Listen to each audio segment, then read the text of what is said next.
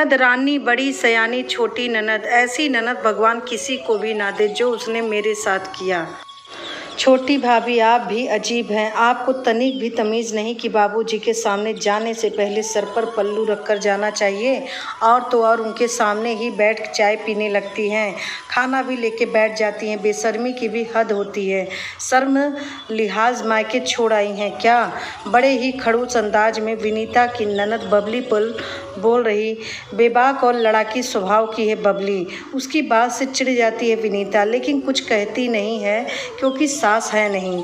2 भाई और 1 बहन है, सबसे छोटी है, इसलिए नकचढ़ी और मनमौजी बाबली की शादी लोकल घर परिवार में ही हुई है।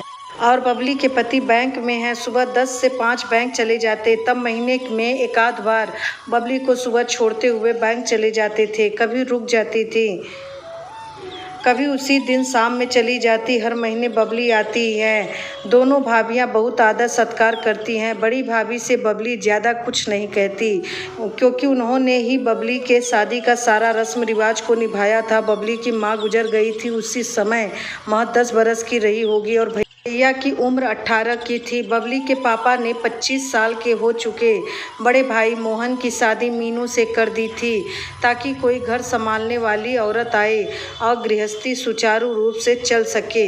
मीनू बहुत ही नेक और शांत स्वभाव की है, सारा काम मन से करती। बबली और देवर मुन्ना को अपने छोटे भाई बहन जैसा लाड़ दिखाती थी। भाई बहन मीनू को माँ का दर्जा देते थे। वाकई मीनू स्नेहमयी स्त्री की भांति। ठीक विपरीत मुन्ना की पत्नी विनीता है, जो कि आजकल की नारी है और फालतू बकबक और बकवास करने वाली ननद की बातें सुन लेती है पर दूसरे कान से निकाल देती है। विनीता का मानना है कि ननद भाभी के रिश्ते में थोड़ी बहुत नोक-झोंक चलती है। सास भी नहीं है, ऐसे में छोटी ननद को झिड़की देना ठीक नहीं। आज हद हो गई है। बबली अपने पापा के सामने ही विनीता को सुनाने लगी है। चरित्र और आचरण की बात तक जा पहुंची। बबली की नुक्ताचीनी ने विनीता के अभिमति को चोट लगी। ससुर जी का ही कहना था कि दोनों बहुएं बेटी जैसी हैं और घर में आराम से रहें, औपचारिकता निभाने की ज़रूरत नहीं है। इसलिए विनीता ससुर के साथ बोलती बतियाती, देखिए बबली जी, पापा तो हमारे पिता जैसे हैं, फिर पापा जी को कोई एतराज़ नहीं तो फिर आप क्यों कूद रही हैं? हम सब एक दूसरे से साथ कंफर्ट फील करते हैं। पापा जी के साथ हम सब उठते बैठते हैं ताकि माँ की याद ना आए। कितना अच्छा लगता है एक साथ खाना, बातचीत करना, पर आप तो रंग में भंग डालती रहती हैं।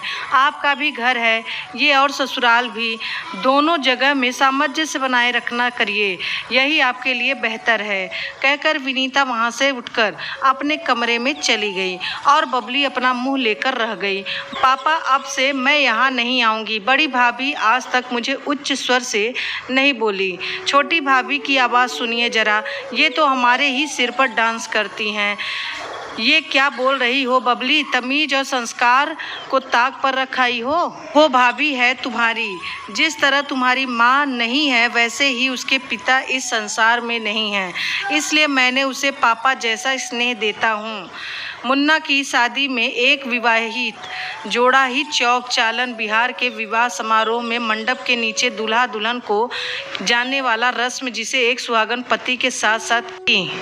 क्रोधित स्वर में बबली के पापा बोल पड़े। बड़ी भाभी के ऊपर इतना जिम्मेदारियां थी कि वो कभी भी कुछ ना कह सभी जिम्मेदारी को निभाई, और तुम्हारी शादी विधवा विधुर नहीं कर सकते, करेगा। मैं विधुर ठहरा, इसलिए तेरे भैया भाभी ने सब कुछ किया। विनीता जब से आई है सारे घर के काम काज को करती है और बड़ी भाभी का भी बहुत ख्याल रखती है। कितना भाग्यवान हूँ कि मुझे संस्कारी, सलीकेदार, सभ्य, सुशील बहुएं मिली। तुम अपना घर बार संभाला और भाभियों के जीवन में हस्तक्षेप ना करो। मुझे जब किसी बात की आपत्ति नहीं, फिर तुम क्यों चौधराइन बनती हो? तुम्हारी कोई छोटी ननद तो है नहीं, रहती ना और ऐसा ही आचरण करती तेरे साथ, तब समझती तुम अपने पापा के तंज से। बबली बौखला पटकते अपने ससुराल चली गई। विनीता अपने ससुर जी के अतिशय प्रेम, दुलार व ममता की बात सुनकर आह्लादित हो गई और मन ही मन प्रसन्नचित्त है, गदगद है कि इतना नेक दिल पापा जी हैं। कितनी खुशकिस्मत हूँ कि इतने अच्छे और भले ससुर मिले हैं। ससुर ही नहीं, सास भी हैं।